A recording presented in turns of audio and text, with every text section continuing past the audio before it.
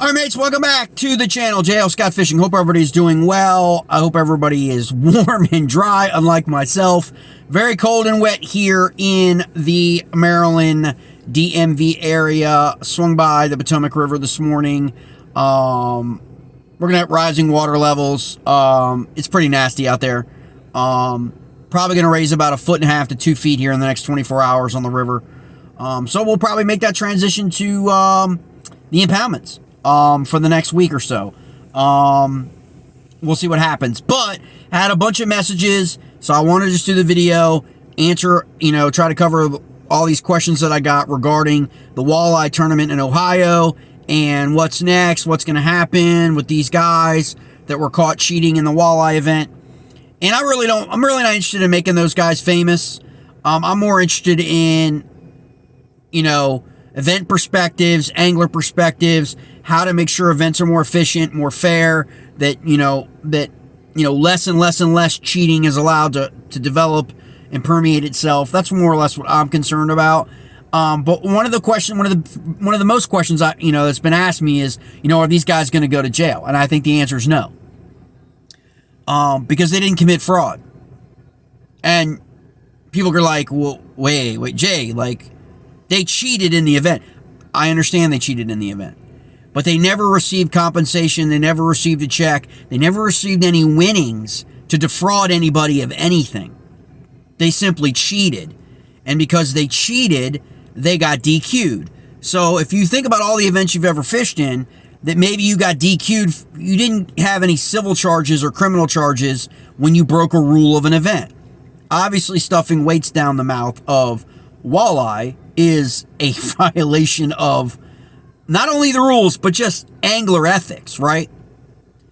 And what no one's talking about, and I understand why, because not everybody has a holistic approach to the fishing thing. No one's thinking about the fish, right? In all this. We watched a guy pull a fillet knife out and kill those fish. Understand that. From Ohio's perspective, from the state's perspective, they've got to do an investigation, right? But they not only have to do an investigation on the anglers that cheated, they may have to do an investigation on the tournament itself, because the tournament director himself cut and killed those fish on video. So no one's talking about that yet, okay? But they will, because Ohio, if Ohio is like Virginia, Maryland, Pennsylvania, they're going to have to answer a lot of questions on why they killed those fish. Because regardless of what you think about the cheaters, you don't kill fish. You don't kill fish like that, right? Because the intent was not to fillet a fish, keep a fish. I know. I got that message too. It's just creel limit, keeping a fish. Yeah, but the manner in which they did it, you can make the argument that, what happened to those fish. So I'm just saying, devil's advocate here. I'm just saying, depends on the DNR or DWR of the state in which it happens. My opinion is those anglers will lose the ability to probably fish and hunt for life in Ohio. I think that's pretty much a given. They're not going to be able to hold fishing and hunting licenses in Ohio if Ohio is like my state. That right there is penalty, okay? I don't think they're going to go to jail. Regardless of whether or not we think they should go to jail or not, it doesn't really matter. It's the law. So they attempted to defraud. So maybe there is some kind of suit with regard to that. But they did not defraud anybody. They got DQ'd from the event before they were awarded any monetary prize. Now, for the previous events, I'm not aware, other than the fact they failed polygraphs, okay? I'm not aware of any other evidence to support that they cheated in those events, upwards of $300,000. That's probably going to be investigated, but it's probably, again, too late for that, okay? My biggest question from all this, and again, I try to look at things from all perspectives, and I'm not attempting to be a shit stirrer and not attempted to whatever. My questions are look, the more you find out about these two individuals, the more you have to think that the tournament itself was well aware of these people. They were well aware of everything surrounding these individuals from previous events. These individuals failed multiple polygraphs in the past. So my question is, why were they permitted to fish in the event to begin with? Like, an event can restrict, okay, whoever they want, right? I mean, I have a series here located in Delaware where the tournament director for that series won't let me fish in it simply because of my YouTube channel, or simply because of my opinions on politics or whatever. I have no idea, right? Like, but I'm not allowed to fish it. He won't let me register it. He can make that call. That's fine. I think it's a schmuck and a dick move, but he can make that call. Like, because I never fished his events. I never was disqualified from any of his events. I never did anything representing his event to get banned from his event. But yet we see that all the time now, don't we? We see that all over both the boating community and the kayak community, where individual players or individual anglers get banned for bullshit reasons because someone's got an ego or what. We see it all the time. Never rises to the level of this because this has video, this has intent, this is big money, right? A walleye series, okay? Not a bass series, but even a walleye series, right? And so this rises a little bit more than just someone banning someone or DQing someone, whatever, from the local trail and all that stuff based on whatever. But again, they never received any monetary compensation for that event, so I don't think they can be charged with fraud. They were escorted away by the police in question, but they were released. They were never taken into custody. What I mean by that is, to my knowledge, they were never arrested. So there's no warrant out for them at this point today, from what I understand. So that leads you to believe that the police don't believe that there could be an actual criminal charge. Now, can there be a civil charge? Potentially. I think the charges and the fines and the charges they're going to come across are going to be from Ohio's wildlife. That's who is going to be the big proponent in this, because of what was done to those fish. You can't stick weights into a fish's belly and not expect to get fined or, have your licenses revoked, independent of cheating, from the state. I don't see how that is going to fly, and that they're ever going to be able to fish. I don't think they're ever going to be able to fish a tournament again.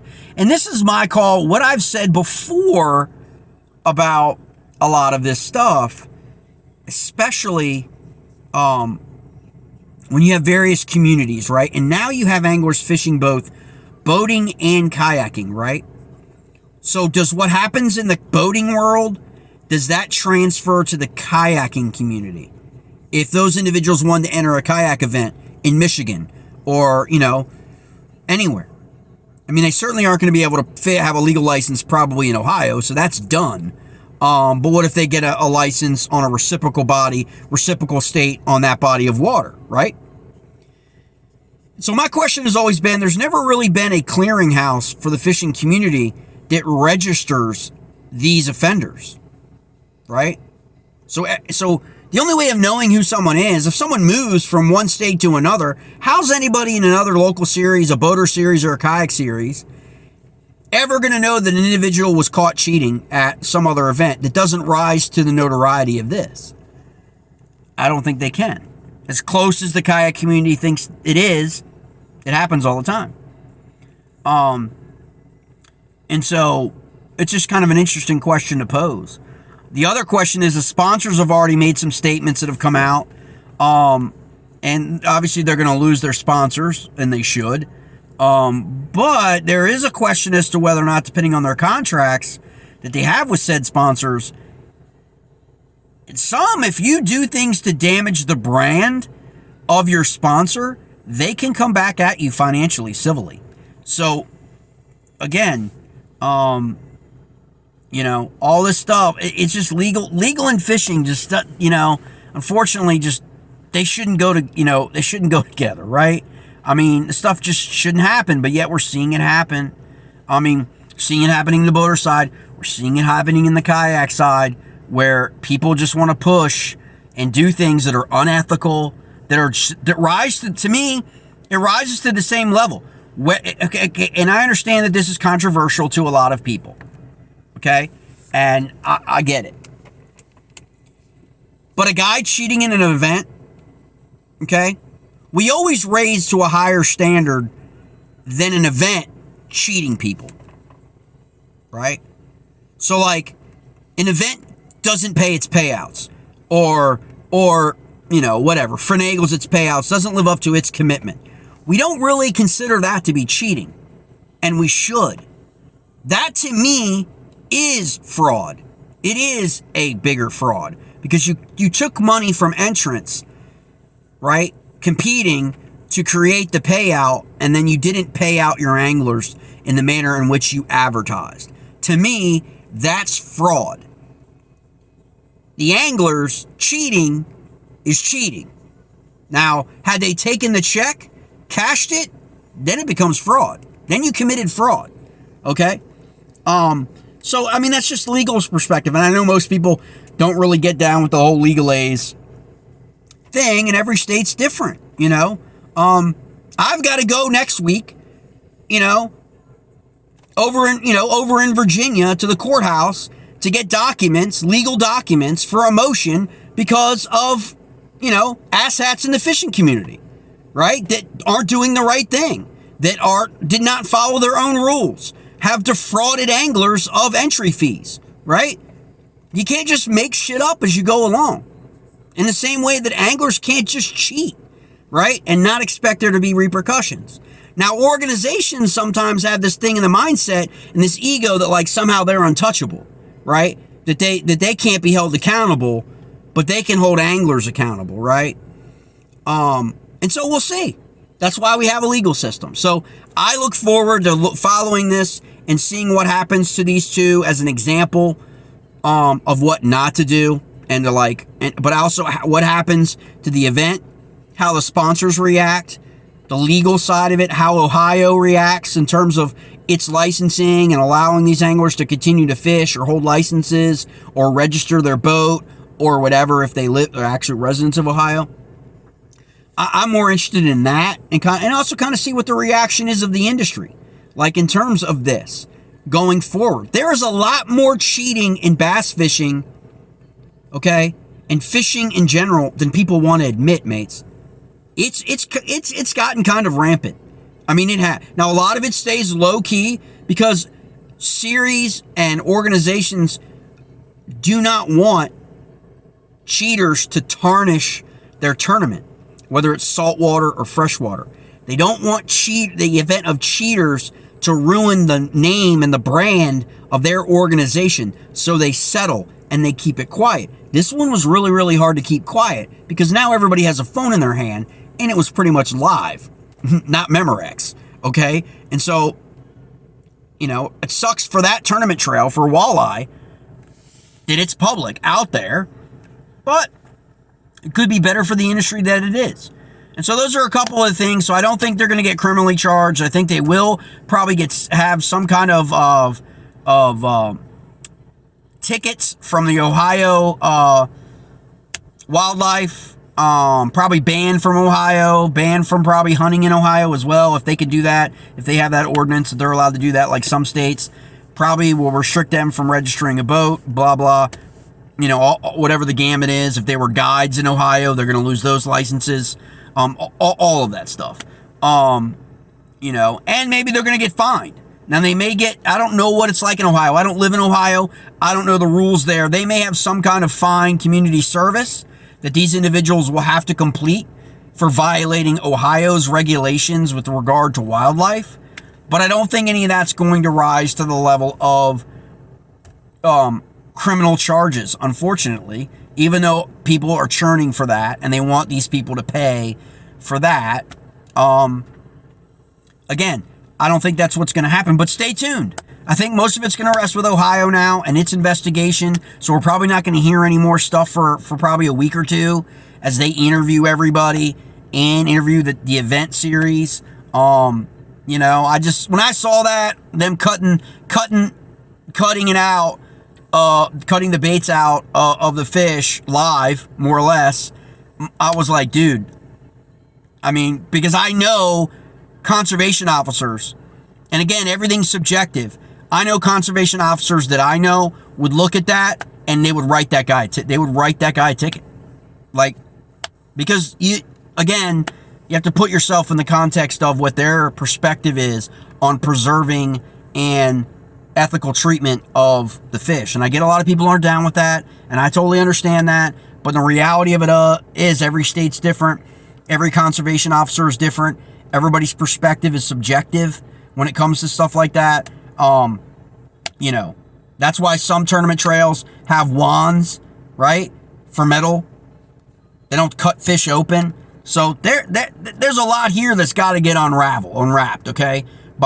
So we'll see what happens. I mean, I don't want anything to come down on the event. I just think that was sad, and that was probably not the best way to handle the situation, both for the event, but at the same time, cheaters have to be dealt with, and you know, as best as you can. So that's just where it is. That's just a quick update. That's what I got so far, mate. Sorry, I don't have any more information on it. Maybe I will when I get back to the house. You know, and we'll see where we're at. All right, mates.